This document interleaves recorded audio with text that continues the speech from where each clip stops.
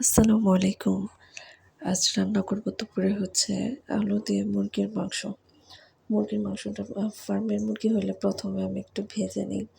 ভেজে নিলে আপনার হচ্ছে ফার্মের গন্ধটা তেমন আসে না। উম আবার হচ্ছে আলু ভেজে নিই।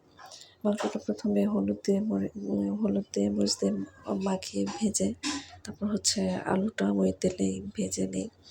ভেজে তারপর হচ্ছে মসলা সবকিছু কষিয়ে তারপর হচ্ছে আপনার মুরগিটা ছেড়ে দিই। এইভাবে মুরগি রান্না করলে আমার কাছে খুব ভালো লাগে। বাচ্চারাও ভালোভাবে খায়। আমার হচ্ছে কষানো শেষ। এবার ঝোল দিয়ে বলক আসলে নামিয়ে ফেলবো। তো আমার মতো কে হচ্ছে আপনারা মুরগির মাংস ভেজে রান্না করেন? কমেন্টসে কিন্তু অবশ্যই জানাবেন। আমার কিন্তু এভাবে খুব ভালো লাগে খেতে।